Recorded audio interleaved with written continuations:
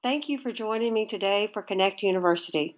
I'm excited to be walking you through the sharing portal and Hands-on Connect 3.0, the very latest iteration of our flagship volunteer management product. My name is Melissa, and my job every day is to share all the ways that Hands-on Connect Cloud Solutions can help you be better at doing good. We offer Connect University sessions every Thursday on a variety of topics, as well as webinars co-hosted by our partners through our Connect Exchange series. And whether you need Salesforce implementations and configurations, custom-built applications, or a virtual system administrator, we've got you covered. I'm very excited to be part of the amazing team at Hands-on Connect Cloud Solutions. If you haven't met everyone yet, we hope to see you soon, either at the National Conference on Volunteering and Service in Seattle in June, or Libby and I are already here at the Nonprofit Technology Network Conference in DC. And Libby and Art will be presenting the amazing How to Lose 20 Pounds of Bad Data that kicked off the entire Connect University series many months ago. If you need a refresher, don't forget to check out all of the Connect University series on our YouTube channel. Excuse me just a moment while I mute my colleagues. Thank you. So that's your reminder that we are recording today's session as well. We have a large group, so if you will ask your questions in the chat window, Libby is on standby to help me get those answered for you. So today we're going to continue our discussion of the sharing portal. To recap what we mean by a sharing portal, let's look at some of the terminology here that we saw last time. Your website is basically a portal in and of itself with varying levels of permissions for people to interact with you. And there are three portals that are distinctive in Hands-on Connect. The volunteer portal, which is a completely customized interface that resembles a regular website. The partner portal, which is a limited view of Salesforce functionality designed to allow your community partner organizations to interact with their data. And the volunteer leader portal that we looked at last week, which is a limited view of Salesforce functionality designed to allow your volunteer leaders to interact with data relevant to the projects they lead. So when the Hands-on Connect team says sharing portal, it generally means the partner portal and the volunteer leader portal, either or both. But every one of you may use unique terminology for your portals and the people who interact with you through them. As we did last time, would you take just a minute right now and type into the chat window what terminology you use? Do you have volunteer leaders? Do you have project leaders? Do you have partner staff? Do you have another form of volunteer staff that log into the portal? Is there some more descriptive name you use? As a reminder, Larry Deckel, our product manager, has created a very in-depth article in Hands-on Connect support called Terminology Used Throughout Hands-on Connect Training.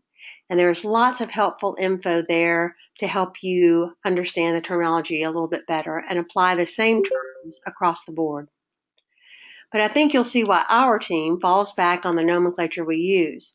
And in this case, the name is really more of a definition of functionality and permissions than it is a classification. So last time we cruised through the volunteer leader portal. Today we're going to explore what the partner staff portal looks like. And then in the next installation, Art, our great certified Salesforce guru, one of many, will take a look at the administrative side of working with and creating the sharing portals. Are you utilizing the partner portal now? If you are a Hands-on Connect 2.x user, you know that the partner portal looks very much like a Salesforce page, depending on the customizations your system administrator may have done. And the tabs and the look and feel is also very similar to what you work with every day in the Salesforce environment. But that is all so last year. Let's take a look at the new 2017 model of the partner portal. The important thing to remember is what your goal is for your partners in using the partner portal. Are there specific business requirements that you need to meet? Two of the big buckets for your partners may be creating volunteer opportunities and approving or connecting volunteers to the opportunities that they create that populate on your public calendar. Excuse me. There may be some additional responsibilities you have for your partners as well that can be managed through the portal. Emailing volunteers, reporting their attendance, actually viewing the reports on the information that they created, and then creating the connections themselves. Partners are created from the administrative side in the same fashion as they are in 2.x, and Art will go into more detail with you on this in the next installation. But let's take a minute to look at the actual partner portal itself. So in the new Hands-on Connect 3.0, you log in the standard way that your partners log in and go to the Managing Opportunities. And you'll notice that there are very familiar looking names on the left-hand side of the page. The organization is where this tab will take your partner portal partners to the page to be able to edit and update their organization information. It just looks a little simpler and easier to do, but it lists out exactly what you have on file for them so that they can update that information themselves and keep it updated and current. The big tab, of course, is volunteer opportunities. And this is where your partner organizations can create volunteer opportunities, view the volunteer opportunities they've already created, or edit those volunteer opportunities. So we're going to spend a little bit of time here with this functionality. Creating a volunteer opportunity in the new partner portal is a relatively simple matter. It looks almost like a Google form, something that you would fill out. The opportunity name, we'll just fill in one, excuse me, very quickly here for you to see what a simple process it is. The schedule type, of course, date and time specific or individually scheduled, and you're somewhat familiar with those opportunities already. This one in particular will make date and time specific and give it a short description. And you can add pictures, you can add fonts. If you have, the capabilities and the technical knowledge to do it in HTML, you can do that as well. You can make it as fancy or as simple as you'd like for it to be. The opportunity coordinator, obviously a drop down there for the people who can be opportunity coordinators for your organization. The location, where you can add a new location or fill in one of the standard organizations that is already there, locations. Primary impact area, secondary impact area, all of these things that are standard that you're used to seeing and your partner organizations are already used to seeing, just in a simple, easy layout. We go to the next page and set up the actual date and time that this is going to happen.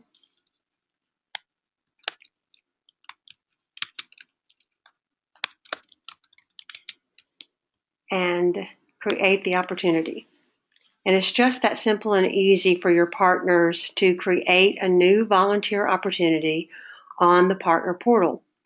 So as we wait for that to populate, and I apologize, being off-site today, our internet connection is not quite as quick as it sometimes is. You see that it shows the volunteer opportunity that the partner has just created with all the information that they filled in. The connection grid is here. They can add connections, they can report attendance, they can email volunteers, and even mark confirmed or mark declined to do attendance within the volunteer opportunity itself once that's available, populated with volunteers. And then the occurrences. So they can add a new occurrence here within the context of the volunteer opportunity. all of that. Plus, they can view the opportunity on the public site from this portal. If they go back to look at their list of volunteer opportunities, we can actually just view it. If you're checking to see if there's additional information or if something needed to be corrected, perhaps there's the address was wrong and you need to go in and fix that. You can just double check and see all of that information there. Go back to the list. You can go in and edit that information just as simply, so that you want to add at Young School is maybe the name, excuse me, of the volunteer opportunity itself, and edit any of this additional information that you need to. Your one-step report attendance is also available to your partners in the partner portal. And this should look very familiar as well, with the connection number, the volunteer opportunity name, the occurrence, the contact, number of guests, start time, end time, and then the hours here. And obviously to check those boxes and mark all of them as attended, or mark David Tennant and Amy Pond as attended.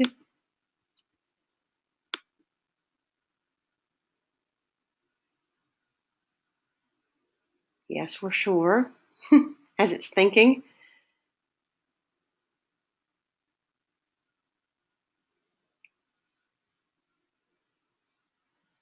We need the wait music for the slow internet connection times.